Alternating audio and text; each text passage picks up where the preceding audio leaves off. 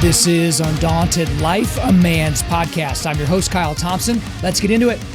Then David said to Solomon, his son, "Be strong and courageous and do it. Do not be afraid and do not be dismayed, for the Lord God, even my God, is with you.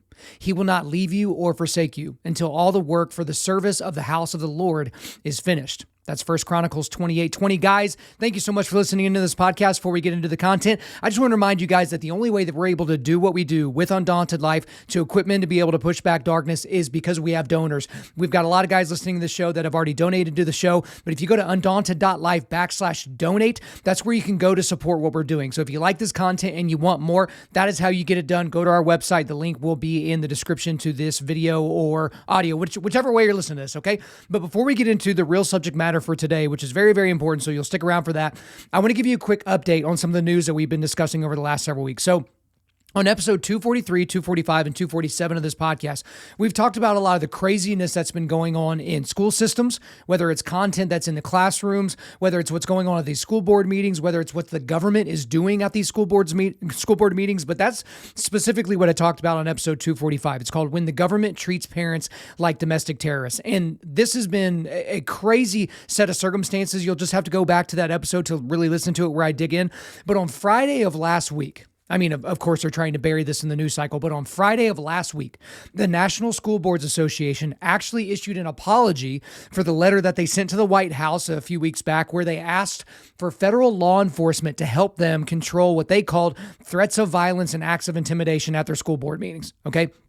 They asked the White House specifically to use the Patriot Act, okay, to help with this. And they actually said this. This is a quote directly from the letter that they sent to the White House. Quote, "Acts of malice, violence, and threats against public school officials could be the equivalent to a form of domestic terrorism and hate crimes," unquote.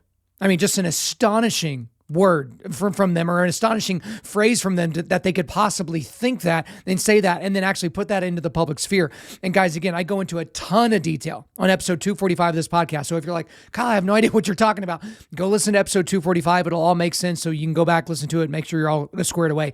But as soon as that letter became public, and as soon as the Attorney General of the United States, the lead, law enforcement officer, there was a tremendous amount of backlash because Merrick Garland came out and he immediately agreed with this, right? There's some idea that there was corroboration between the National School Boards Association and the White House before it went to Attorney General Merrick Garland, but parents have been furious. Attorneys general from individual states from all over the country have been pushing back, saying, if you do this, we're going to sue you. We're going to absolutely crush you. But then I think the most damning thing that happened in this entire story was when Merrick Garland was brought before Congress last week to testify and talk about a lot of different things, but specifically this letter. Now, off the top of my head, I can't remember the representative that was questioning him at this time, but he asked Merrick Garland, "What data have you seen that has proven to you that there is such a crazy situation going on right now in school boards all across the country that we need to send out federal law enforcement to help and to treat parents as if they are domestic terrorists?" And Merrick Garland referred to the letter he got from the National School Boards Association. And that was it.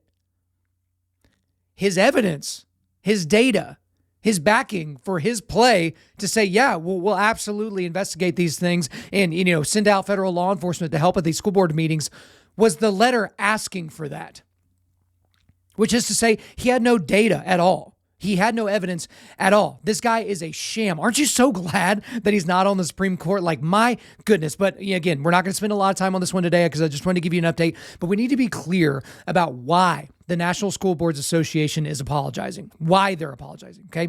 They're not doing it because they feel bad. They don't feel bad about this. They're not doing it because they realize the error of their ways. They're not doing it because they're truly regretful of how they acted. They are doing this strategically to try and save Terry McAuliffe's chances of winning the gubernatorial race a week from today in Virginia. So Terry McAuliffe is the Democrat guy running for governor. He's the former governor, but again, in that state, you can't be a governor for consecutive terms. So he was governor 4 years ago. Now he's trying to be governor again. But this race should be a runaway for him in Virginia, because again, Virginia skipped purple and went from red to blue and is solidly blue right now. But he is drowning, right? This is a neck and neck thing. It's within the margin of error. Right. And so if you want to get into conspiracy theories about what Democrats might try to do to make sure that Terry McAuliffe wins, go for it. But they are terrified. You already had on the campaign trail, as if this would help, you have co-presidents Kamala Harris and Joe Biden, but also former president, one of the most popular presidents ever, Barack Obama, going out on the campaign trail, just trying to make sure that Terry McAuliffe wins this race in Virginia. So the National School Boards Association, they're doing all they can to take the heat off. So they're going to apologize. They're going to take this bullet. They're going to try to take the heat off a little bit. There's a lot of evidence to show that they're trying to get some days off around the beginning of next week so that these teachers, again, they're teachers, they're heroes, right? So that they can go knock doors for Terry McAuliffe. Again, there's a lot of nonsense going on. I'm sure we're going to be talking about it again next week, but there is your update. But let's go ahead and transition into what today's episode is actually about, even though we're about 6 minutes in already. But here's the deal. We're talking about an incredibly important topic that is very relevant for our modern context, okay? And that's the so-called cancel culture, okay? So for those of you that are just listening, using major air quotes there for cancel culture. And the reason that we're talking about this, I've wanted to talk about this for a while now, and I've had different things that I wanted to do, but then we got some great interviews and we had some other things come up, and it's like, okay, I can talk about this at any time. This is evergreen. But the reason that we're talking about it today is because we are now entering, this is so stupid that I have to say this out loud, we are now entering week three of the Dave Chappelle versus Netflix drama. You can find news stories today about the drama about Dave Chappelle. Okay? Afghanistan was in the news for about 2 weeks, right? The illegal immigrant crisis at our southern border, the whatever you want to call it, but it's very negative down there right now. That'll get mentioned about once a week or so. But here we are going into week 3 of Dave Chappelle's latest Netflix special being mentioned in print, online, and TV news outlets across the globe. I guess it looks like we have our priorities straight, y'all. Let's not talk about real issues. Let's talk about a comedian and the words he said. Ooh, the words he said. But let me go ahead and bring you up to speed on this nonsense if you have no idea what I'm talking about. So on October the 5th, earlier this month, Dave Chappelle released a new special on Netflix called The Closer. Okay, so this is the last special on his current Netflix deal, which has made him surely tens of millions of dollars. Good for him. But I have not seen this entire special because I don't have Netflix. And, more on that here in just a second. But I have seen the clips online. I've heard some of the jokes that people are having an issue with. But the immediate reaction from most people, because I have a lot of friends that love comedy. I love comedy. And the immediate reaction is, man, Dave Chappelle, he's the GOAT. He's so good, and he can weave all these different stories. And now they were talking about this joke, talking about that joke. It was a fairly normal reaction. So if you think Dave Chappelle is the consensus greatest comedian of all time, that's about what you would expect the reaction to be, right? But I saw something interesting happening on Rotten Tomatoes, because I use Rotten Tomatoes a lot. So that for those of you that don't know, that's a website where basically you give it a thumbs up or a thumbs down. It's not actually a thumbs up or a thumbs down, but you give it a yes or a no. And so you have an audience score, and this could be on a movie or a TV show or a Netflix special or something like that. And then you have a critics score. And so I always ignore the critics score because I never align with them, because movies that like the critics love but the audience hates, I'm usually with the audience. But this special, as of the recording of this podcast, had a 96% positive from the audience and only 38% positive from the critics. And it was way lower than that, but I guess a few more critics have come on and said, yeah, that they liked it. So why the imbalance between the audience, the normal everyday people, and the people that get paid to be critical of things like this? It's because Dave Chappelle apparently is a transphobe. Okay?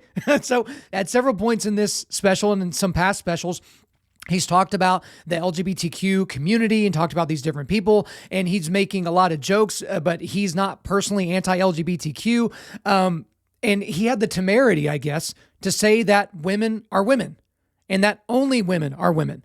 But he also told this joke about a transgender person that was a friend of his, and this was a man that thought he was a woman, and this, he called him her, and all this other different stuff there. I'm even getting tongue-tied on the pronouns, but this is someone that ended up killing themselves, and this is how he closed the show, and it was kind of this, tender moment, but he was making jokes along the way because he's a comedian, right? That's kind of what he does.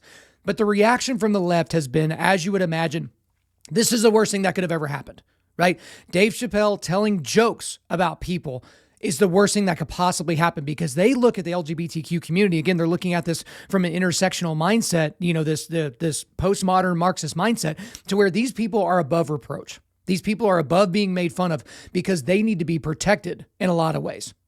Then you had the Netflix employees that they were, which again, if you believe the statistics, there's a very, very, very small percentage of the population that thinks they're transgender. But apparently there's a bunch of transgender Netflix employees that they threatened to walk out. There were Netflix employees that were like leaking stuff to the media, and they were actually let go for this. The reaction from Netflix initially was like, hey, Dave Chappelle is our guy. We signed him to this contract. We're going to put this out there. Not all of our content is going to be a good thing for every person in our audience. But the CEO, I guess they have co-CEOs. It's like, what is this, The Office? Like, that didn't even work well for Dunder Mifflin. But at the same time, the CEO came out, and then he was pretty standard with his response. Like, hey, if you don't like it, you don't have to work here, sort of a thing. But then he kind of walked it back, and he's like, oh, him and Han and I should have been more thoughtful about people's reactions and blah, blah, blah. But these Netflix employees are staging these walkouts and these protests because they want Dave Chappelle specials to be removed from their platform because it is hate speech, it is dangerous, and it is violence. Again, words that are on a screen that a guy spoke months ago can be violence, according to these people. But the thing about it is, that's the Dave Chappelle stuff.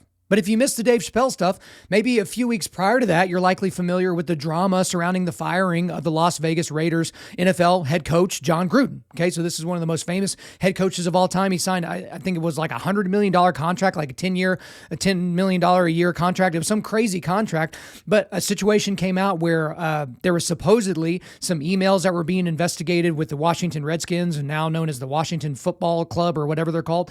But they found some of John Gruden's emails, and then all of a sudden, John Gruden's emails, which was not part of this initial investigation, was leaked to the press. And in those emails, he was kind of doing some locker room talk. He was, making fun of people. He's calling people names.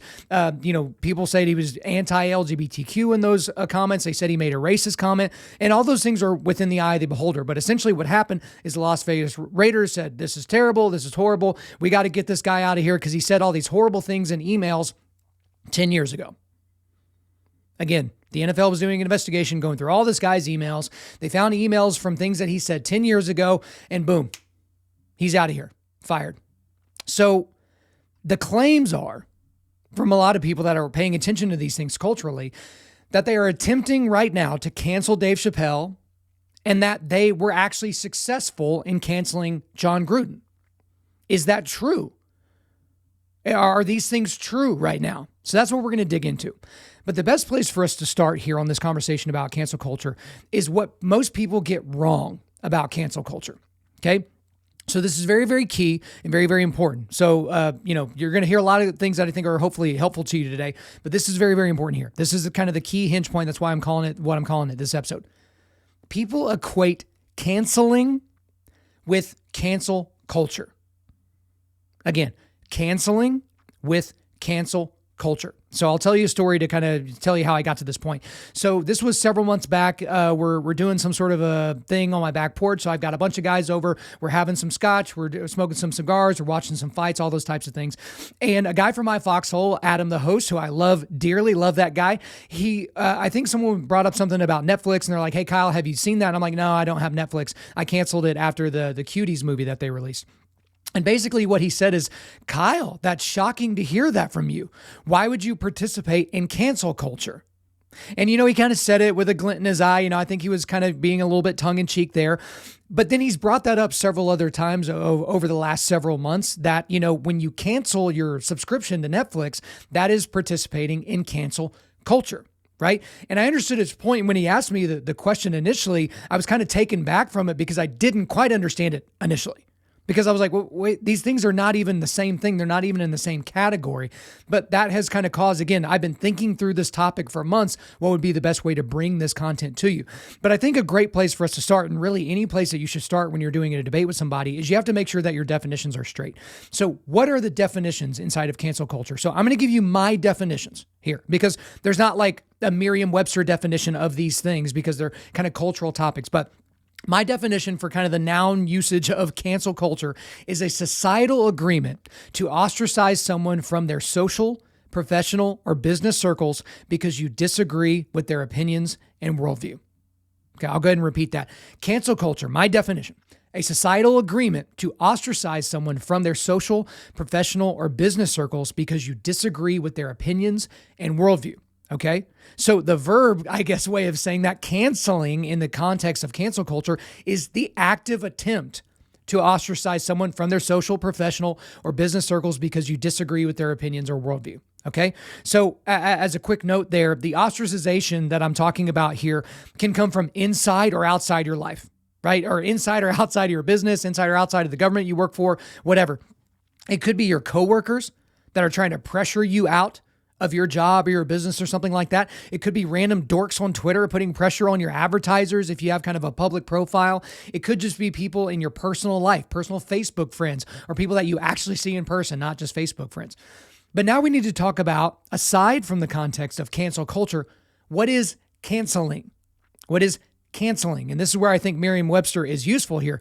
Cancel means to stop doing or planning to do something.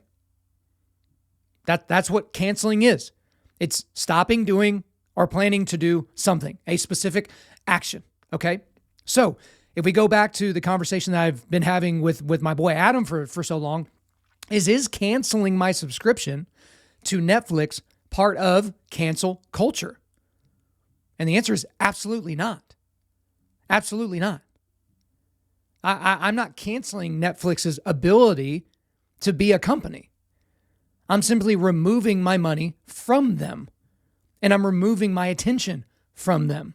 Way more on that here in a little bit, so make sure that you stick around for that. But then you go through the rest of the scenarios I brought up so far.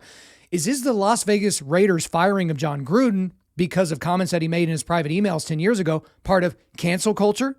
Maybe.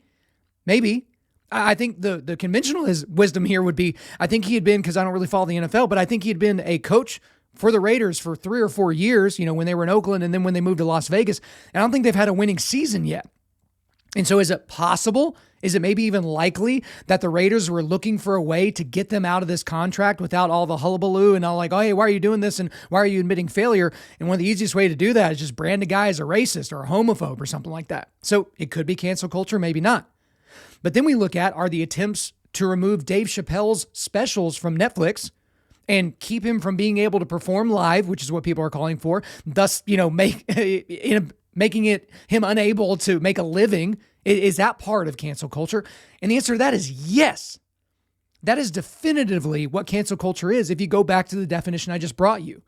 There are people that want Dave Chappelle to no longer be able to make money as a comedian because he says things that they don't like, because he says things that don't agree with their worldview. Okay? So that is definitely an example of cancel culture. But I wanted to go and bring up some other ones because a lot of people, we kind of get this mindset where we can only see what's right in front of us or maybe what's happened in the last week or so. There's been a lot of examples of this that I think you've forgotten. So Brendan Eich is one of the first ones that I can really remember wrapping my head around. So if that name doesn't sound familiar, he used to be the CEO of Mozilla Firefox. So a lot of you guys use Firefox out there. But Eich donated $1,000 in 2008 in support of California's Proposition 8. Okay, so that was, banned gay marriage in the state until it was eventually struck down by the Supreme Court whenever they just, a Bergfeld decision just basically made it, it's legal because whatever. And so he was fired for this. Again, this is a guy who holds a personal belief that marriage is between one man and one woman. I know, super bigoted, but he was fired from his position, right? And that was the first time to where it's like, this is a guy that's a really, really good CEO. He is a talented CEO. And his personal beliefs on something like gay marriage don't affect his ability to be a good or a bad CEO. But it was beyond the pale for the people that were, really in control of the reins of the company, the board, and all those different things. So they got rid of him. Then you got a guy like Alex Jones. So if y'all remember back in August of 2018, Alex Jones was in really a coordinated attack, had his YouTube, Facebook, and Apple profiles all shut down at the exact same time. Now, I cannot count myself as a fan of Alex Jones. He's a guy that I watch. He's a guy that again, like I've mentioned a lot of times before, will say things that seem outlandish, and then 18, 24 months later, it turns out to be true. But then he's had some big missteps. Like he says 9/11 was an inside job, like a complete inside job. He said that Sandy Hook was a false flag operation. Those kids didn't actually die. And like, he's had some horrible things that he said out loud. But this is a guy that is still using his ability to have free speech. And yet YouTube, big tech, YouTube, Facebook, Apple, big tech decided to shut him down. They canceled him to where his profile is not nearly as big as it could be right now. Then you've got J.K. Rowling. So she's the author of the Harry Potter series. She was absolutely eviscerated and is still being eviscerated for these comments. I wanted to actually read these comments to you so that you can see, because when people are like, oh, she's anti-LGBTQ, she's anti-trans, this is what she said. Quote, "If sex isn't real, there's no same-sex attraction. If sex isn't real, the lived reality of women globally is erased. I know and love trans people, but erasing the concept of sex removes the ability of many to meaningfully discuss their lives. It isn't hate speech to speak truth." She went on to say this a little bit later. Quote, "The idea that women like me who've been empathetic to trans people for decades, feeling kinship because they're vulnerable in the same way as a woman, i.e. to male violence, hate trans people because they think sex is real and has a lived consequence is a nonsense," unquote. And so there have been people that have been calling that for her books to be removed from the shelves, for her movies to be taken down from streaming things. And this is like a feminist hero, J.K. Rowling. I mean, she wrote these books about this, effeminate, little witch boy, and she became a billionaire, right? I mean, it's a great story of what a powerful and smart woman can do, that's talented and can put all these things together, but they want to tear her down because she doesn't go along with the trans agenda. Again, the trans agenda and the feminist agenda cannot mix. They absolutely cannot mix, because if gender has to be binary in order for you to have feminism, that absolutely has to happen. So they're attempting to cancel J.K. Rowling. That's kind of an ongoing thing. Then we have Chris Harrison. So if you don't know this, it's probably because you don't watch The Bachelor, because he was a longtime host of The Bachelor on ABC. So there was some stuff that came out about this person, this contestant that named Rachel Kirkconnell. There was a picture that surfaced of her from college where she went to an Old South antebellum themed party. Okay. And the host, Chris Harrison, came out and said that they should have a little bit of grace for this girl, for Rachel Kirkconnell. Let's just have some grace for her. This was a while ago. We don't really know the context.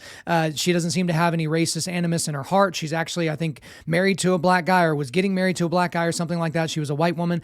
And the thing is for saying that we should show grace, he was fired from the show. Now, again, that's not a show that I watched, but I think he was the host of that show for over a decade. Maybe, I'm not sure exactly how long, 10, 15 years, maybe a little bit longer. But he was fired from the show for just saying that they should have grace for this girl. And we'll keep going here. We have Senator Josh Hawley. So he is the U.S. Senator representing the state of Missouri. So he actually came out and sided with President Trump by publicly saying that the state of Pennsylvania violated its own state constitution during the 2020 election, which they obviously did. But just for coming out and saying that, for even hinting that he would support President Trump in his fight to kind of make things right in the state of Pennsylvania, he was dropped from his publisher. They were about to release a book, and he was also pressured to resign from office. Right, which that's kind of a common thing now, where it's like, oh, a politician said something I don't like, you should leave office. Why? Because I'm angry. Then you got Mike Lindell. So most of you guys know who that is. He's the CEO and founder of MyPillow. So he publicly and very loudly questioned the results of the 2020 presidential election. He's still doing that. And because of that, around 24 of his retailers have dropped his products from their stores. Right? Just because of what he's saying there. There's nothing defunct with these products. There's nothing that's gone wrong with these products. There's not another company that's come up and kind of usurped them in their role in the pillow space or the sheet space or any of those things, just because he basically came out and supported President Trump. Then you had a guy that you maybe not have heard of, but Adam Rubenstein. He's a former New York Times opinion editor and writer.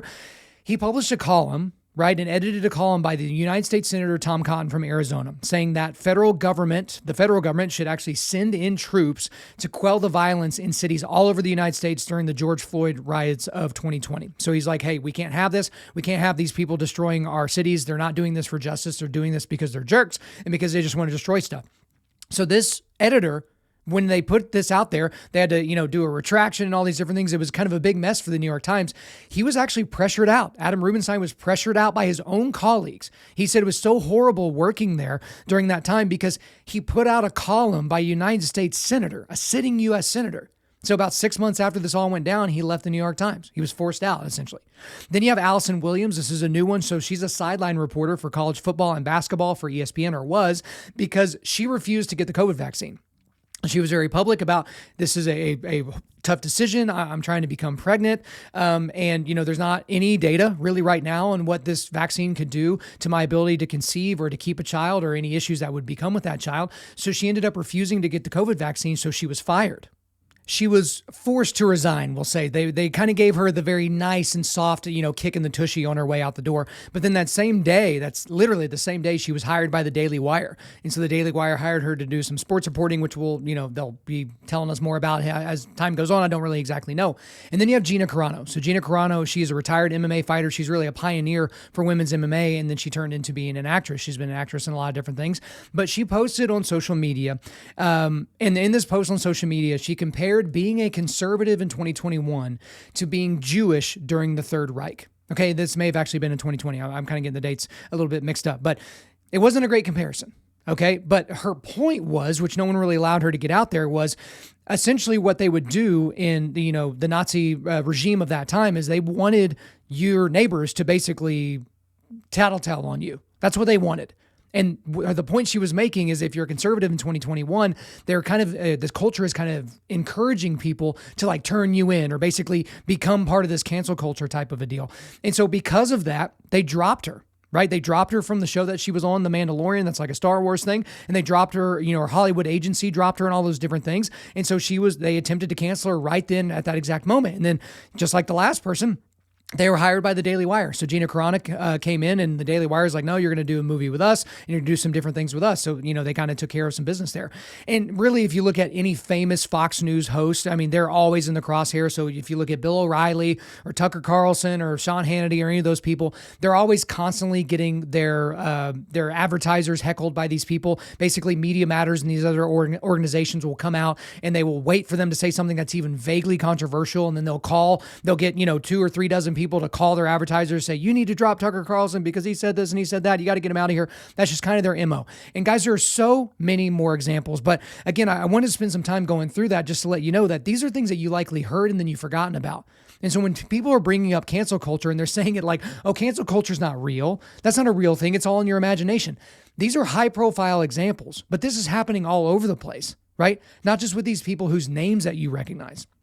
But now it's an important thing to talk about, now that we've kind of done some definitional work on cancel culture, when we should talk about cancel culture versus accountability culture. Okay. So that's what you're hearing a lot of people say right now. It's like, no. What we're doing to Dave Chappelle is not cancel culture. It's accountability culture. Some people are calling it call out culture. Okay. But here's the deal. Is people that kind of have this leftist mindset, this authoritarian tendency to them, they think what they're doing is good. And I guess not just good, but righteous. It's righteous what they're doing, okay? So they think they're doing society a favor by going through all of your old tweets and Facebook photos from 10 years ago. If you get a high profile thing, right? You're a high profile person. Now it's like, okay, let's look back through your entire history and see if there's anything that we can cancel you for. Okay. They think that they're holding you accountable because they know that when someone says cancel culture, that has a negative connotation for a very overwhelming majority of the planet. So they're trying to rebrand it as this accountability thing. No. We're just trying to keep them accountable. We're trying to call them out for these horribly terrible things that they've been doing. But that all begs a very, very big question. Accountability to what morality? Accountability to what worldview exactly? Because again, this is a religion for these people. Like those people that were outside of Netflix that were, with their signs and yelling and all that stuff. Was there a Christian in that entire crowd? Was there somebody that thinks that they have the Imago Dei, that they're made in the image of God? My guess would be no. These people don't have that type of worldview. They don't have an idea of cosmic justice. That's why they have to fight so hard for justice here on this planet.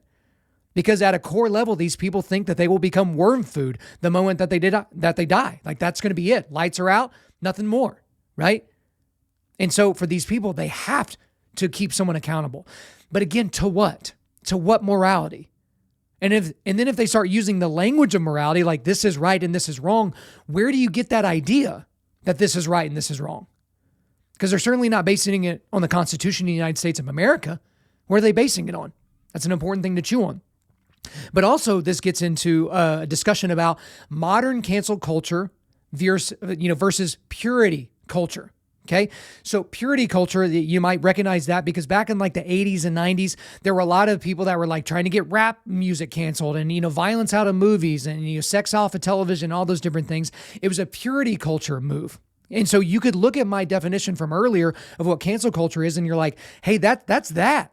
We're trying to get these, rappers to not have a career anymore because of the things that they're saying and all those different things. And I understand that argument. The biggest difference in modern cancel culture versus purity culture of yesteryear is where it comes from.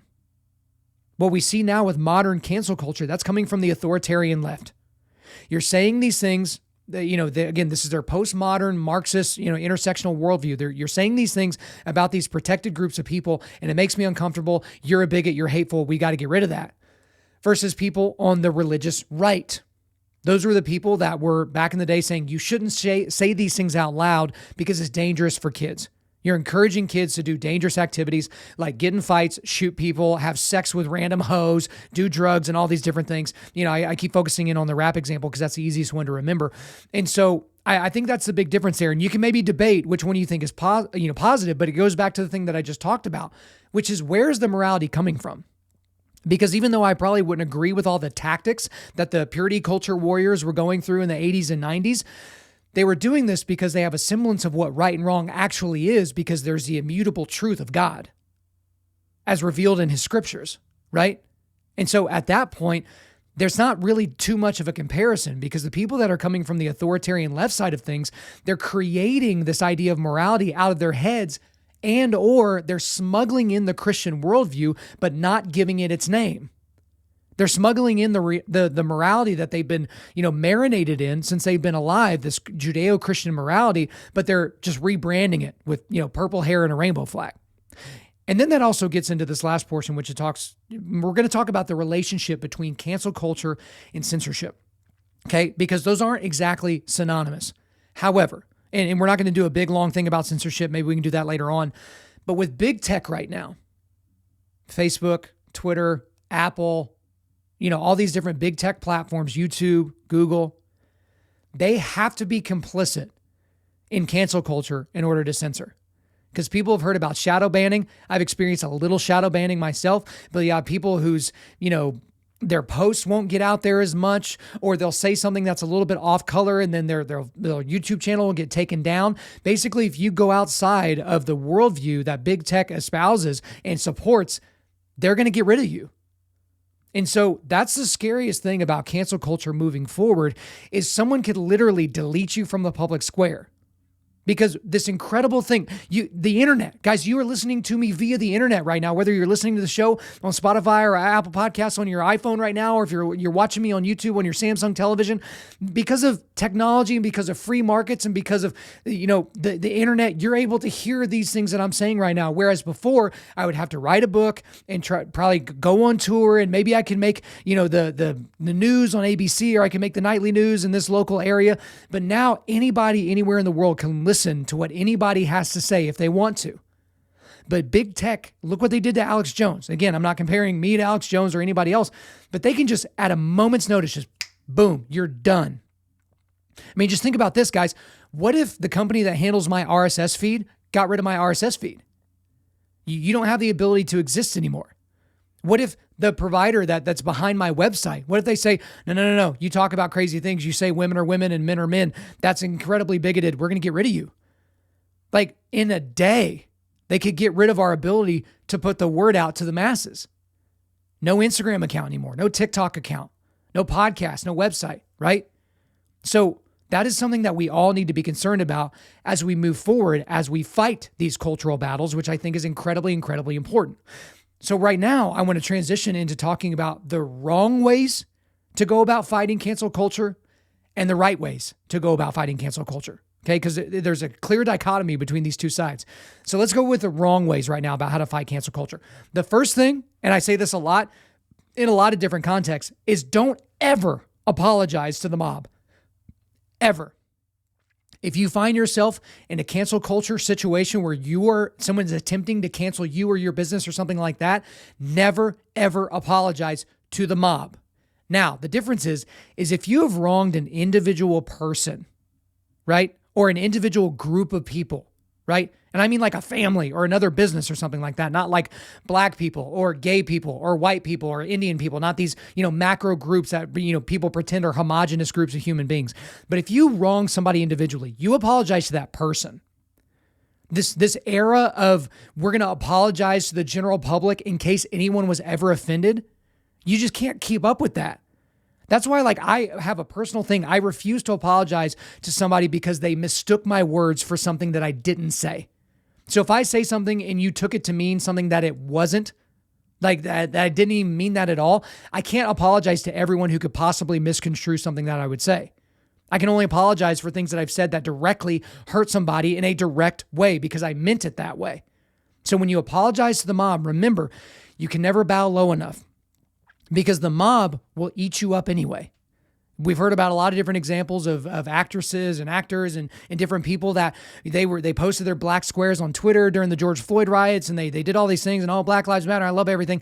And then someone finds an old picture that's a little bit off color or something that they don't like, and all of a sudden that person's been canceled. You can't apologize enough. You can't bow low enough to these people. All they want is complete revolution. So another wrong way to fight against cancel culture is to complain about it and then do nothing else. So again, I talk about this all the time. You're going to get tired of it, but I'm going to keep saying it. But again, a lot of people will complain. They'll complain and they'll say, look at that. This is terrible. This is an injustice to me and my family. This is part of cancel culture. And then they won't do anything else. Again, conservatives, Christians, these people will never pick up their sword, never pick up their shield, never put on their helmet. And they will realize that one day the war has passed them by and they've lost. They never found a hill worth dying on. Okay. Again, I say that all the time. But people don't ever want to push back because they don't want to come off as rude. But they'll complain about it. Gosh darn it, they'll complain to their mom and dad, and they'll complain to their people at work, and they'll complain to a handful of people at the dog park, but then they don't do anything about it, okay? Another wrong way to go about fighting against cancel culture is to assume that these people will just ignore you, okay? Because here's the thing, because this makes the most amount of sense.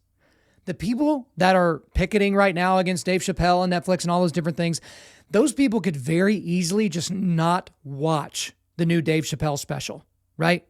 But their worldview won't allow for that. It's kind of one of those things. It's like, if you don't like this type of music, don't listen to this type of music. You shouldn't try to cancel the type of music. You're like, I don't really like classical music. That doesn't mean we cancel classical music. That just means you turn your attention somewhere else. But again, for these people, they're not going to ignore you. This is their religion. Might makes right to them. And the culture is shifting in a way to where these opinions that are not shared by the majority of the populace are the loudest opinions, thus they're gaining the most ground. So don't just assume that they're going to ignore you. But the last thing here, and this might not, sit well with everybody in terms of the wrong ways to go about fighting cancel culture, is to create or support opinion silos. And so the one that I thought of initially was Parler. So I got a Parler account because when it was first coming on board, I was like, hey, this might become a thing, so I'll go ahead and get an account. Parler is only conservatives. And so I just wonder, for people that are on Parler all the time, what good are you getting from this? Like there's no alternative points of view. It's just a bunch of conservative, minded people agreeing with each other the entire time. And so when you go into these silos, that doesn't help you to get ready for the battle against cancel culture because you don't know what's going on. You don't know how other people are thinking. You don't know how they're processing information. You're just doing your own thing with a bunch of other people that believe the same way that you do. And so I'm not hating on people that are on Parler and doing those different things, but just realize that's an opinion silo. And that's the same thing that you would be critical of people on the left. Oh, it's all the same people. They think the same thing and look at what they're doing. Again, it's a little bit of an issue here. So I don't know that that's the right way of going about attacking cancel culture. So I want to transition into, here are some of the right ways to go about fighting cancel culture. The first thing is going to be not attainable for the majority of the population, but it's to become undeniable. In a way, Dave Chappelle and Joe Rogan and J.K. Rowling and these people, they're undeniable. They're uncancelable. Dave Chappelle, there's probably more people that think Dave Chappelle is the GOAT of comedy than don't think that. Joe Rogan has the biggest show on the planet right now. His audience is, a multiple of what CNN or MSNBC or even Fox News is, right? He's undeniable. And same thing with J.K. Rowling. I mean, she became a billionaire because she wrote books. And then they turned into movies and she created this whole big thing. And, these people are undeniable. They can't be canceled. So that's one way to go about it. But again, that's not attainable for most people. So let's talk about some things that are maybe a little bit more on everyone else's level. The next thing is just learn how to weather the storm and then move on. Okay? So I've had some things that I've said on this podcast that have really gotten under people's skin and they didn't really enjoy it. And there was a little bit of a storm. And I just said, I just battened down the hatchets and then moved on. I think Jordan Peterson's talked about that before. With him, he's embroiled in a new controversy every few weeks. And his thing is like, hey, just, close your ears and focus on the people that you love and that love you for 2 weeks, and then it'll blow over. And if it doesn't blow over, maybe you have to deal with it. But for the most part, a lot of these things just blow over because the outrage mob will find something else to be really, really mad at. For whatever reason, they've stuck with Dave Chappelle for a long time because maybe this is that big feather in their cap that if they can get Dave Chappelle, then they can cancel anybody, right? But this goes for individuals, but also for companies and businesses. There's a lot of companies or businesses that will, put something out there or, they'll do something that is deemed offensive by people that's not actually offensive. And then, half a dozen people on Twitter will say a mean thing and then they will change their corporate policies because a few nerds on Twitter are mad. And we don't even know if these people are actual people from America. These could be Russian bots or Iranian bots or Chinese bots for all we know. They're just trying to, sow seeds of discord. But again, my encouragement to everybody is like, if you find yourself in one of these situations, weather the storm and then move on. You'll be just fine. Okay. And the next thing, and this is probably one of the most important things that I would tell most of you to do, and that's to vote with your dollars and attention. Because you hear people, hey, vote with your feet. So if you don't like the way things are going in California, move to Idaho, move to Texas, vote with your feet type of thing, but just leave all your voting patterns with you. But I'm talking about your dollars and attention. So I want to go through some of the things that I've stopped supporting with my dollars and my intention. So the first one is Netflix. So if you want a deeper dive into why I canceled Netflix, and I think all of you should cancel Netflix, go listen to episode 153 of the podcast. I'll put it in the show notes there. But again, if you're listening to this, wherever you're listening to this, just scroll until you get to episode 153. I highly, highly recommend that you listen to that episode because I was a supporter of Netflix. I had it off and on. I'd watch this comedy special or I'd watch this show or something like that. But the moment that they released a Cuties movie on their platform, I made a decision that I cannot and will not support this company because that movie is child pornography. It's not debatable. And if you go into the show notes for episode 153, I have clips from that movie that show you that this isn't artistic expression. This isn't some sort of like second or third level deep philosophical, debate about what is sexy for a kid and what's not. It's child pornography. You might look at a softcore, hardcore. I don't really care how you categorize it. It's child pornography. And so for me, the $15 a month that I would spend on Netflix, a portion of that is going to support content like that.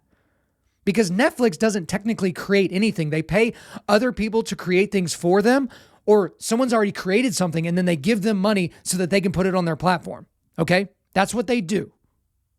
So when I give them money, albeit a very small percentage because of the amount of stuff that they have on their platform, a small percentage of what I'm doing goes to child pornography, and I know it. Okay?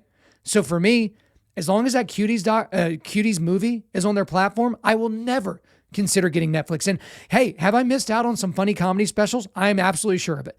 Have I missed out on some good movies and some television shows that would be good and culturally relevant to talk about? 100%. But my life has not gotten worse one iota since canceling Netflix. I'm so busy with my family, with sweet baby James, with another baby on the way, with jujitsu, with this podcast, with reading, with everything, that adding a Netflix show that I would just binge for a couple of weeks, that's not really helping my life. It's just entertaining me, right? It's mental masturbation. Another entity that I don't support with my intention anymore that I never really supported with my dollars is the NFL. So I've talked about this before, but the NFL, and I guess you can throw the NBA in there as well, they completely lost me with all the stuff that they were doing around Black Lives Matter and all the stuff around George Floyd and some of the things that they're trying to signal with LGBTQ community and all those different things. And the NFL specifically playing whatever this thing's called the Black National Anthem before their games. And people are like, oh, it's not on television. Why would you even care? This is an organization that is bowing the knee, their big, powerful, multi-billion-dollar knee to the woke mob. That's something that they're doing. That's something that they absolutely are trying to do for a lot of people. And for me, I'm not into it. I'm just not into it.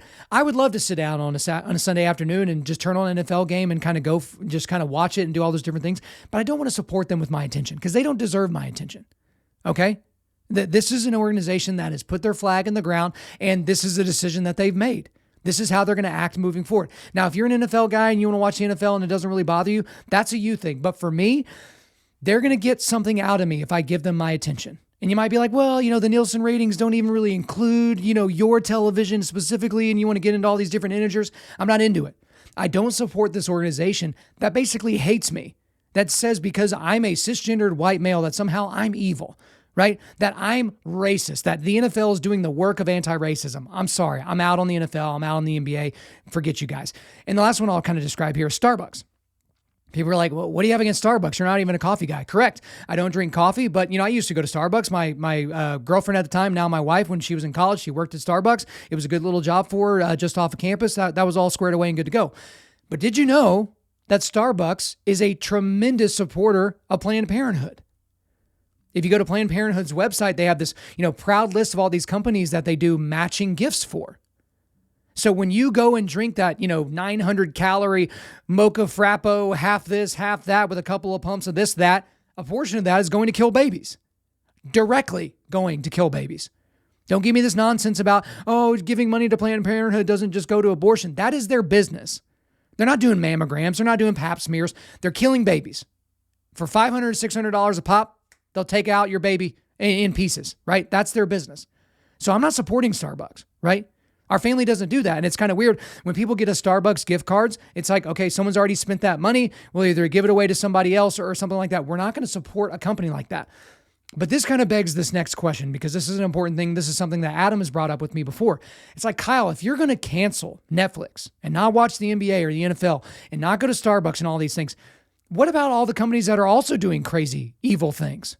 Right? I'm sure this company is doing some evil stuff and sure that company's doing some evil stuff. And here's the point. Here's kind of my line of delineation. It's the evil that I know versus the evil that I don't know. So for me, I know the evil that's being perpetrated by Netflix and the NBA and the NFL and Starbucks and those organizations. So is it possible, is it probable or even 100% true that I am supporting organizations that have people that are flowing money into entities that I would not agree with? That are maybe even antithetical to the Judeo-Christian worldview? I would say that it's probably 100% true, but I don't know about those things. Okay, so I'll just use an example right off the top of my head. Let's just say Lowe's. Let's say Lowe's is giving a ton of money to Planned Parenthood, and I just didn't know about it. The moment that it's revealed to me that they do, which I don't think that they do for the record, but the moment that it's revealed to me that they do that, it is incumbent upon me to find a different place to buy screwdrivers, okay? Different place to buy drywall. But it's the evil that I know versus the evil that I don't. Again, I can't insulate myself completely because for all I know, the microphone that I'm speaking into is created by people that have children locked up in their basement for sexual pleasure, for all I know, right? But it's the evil I know versus the evil that I don't. But I think it's very, very important for all of us to vote with our dollars and our attention. Okay? Another that's a right way that I would say against fighting cancel culture is to use your business and your job as a weapon for good. Okay, so I've already come up with a couple of examples with Gina Carano and Allison Williams with the Daily Wire. They're basically hiring these people that have been canceled. They're basically with, the flip of a switch, they're uncanceling these people. Right now, Governor DeSantis in the state of Florida, he's telling cops that have been fired from their departments all over the country because they wouldn't get the COVID vaccination. They're like, come to Florida. We need more cops here in Florida. We love our police departments. We love our police. We'll even give you a $5,000 bonus if you move down here and come to Florida, right? Using your job, using your business, using your influence as a weapon for good. If you have the means to do that, and if that describes your situation, I would say you absolutely should do that. But then the last thing here is that we need to courageously speak out against evil without regard for the consequences. Again, going back to my example about what Christians and conservatives typically do, they typically don't want anything to do with any type of, negative emotions or negative words or something like that. But we have to courageously speak out. In these moments when people are trying to be canceled for wrong reasons, we should speak up and support those people. If there's businesses, I remember with the CEO of Goya, the food company, he came out and supported President Trump and people tried to cancel Goya. And then all of a sudden Goya had its like biggest quarter ever because everyone just went out and bought out all the Goya products at their local Walmart, right? And so it's like that's a great way to speak out. Like you can speak with your dollars and attention, but also might require you speaking out in public, speaking out on social media. Those types of things are absolutely things that we should focus on doing. But you might be thinking to yourself throughout this entire discussion, well, we've been talking about this for almost 45 minutes to an hour at this point, but why should Christians be concerned about cancel culture? Don't we win in the end? Like, why are we worried about all these little culture wars? Okay. The reason why Christians should be concerned about cancel culture is that the moral revolution and its revolutionaries, they will come for us because of all of our core foundational beliefs. Because our core foundational beliefs are bigoted in their eyes. I mean, let's just go through our beliefs. We believe in salvation in that it comes through Jesus alone, right? So John 14:6, Jesus said to him, I am the way and the truth and the life. No one comes to the Father except through me. That's pretty bigoted. That's pretty exclusionary, right? We also believe that morality is fixed. We don't believe in this postmodern idea that morality is what it is, like everybody can just kind of figure it out for themselves. We believe that absolute truth exists. Again, we're not postmodern in any way. We believe that truth is attainable and does exist. We believe in the immorality of homosexuality. Again, go back to Leviticus 18:22. You shall not lie with a man as with a woman. It is an abomination. We don't really use the word abomination, but abomination is basically, something regarded with disgust or hatred, like this extreme hatred or disgust with something, right? That's what we believe. We also believe that gender is binary and can't be changed.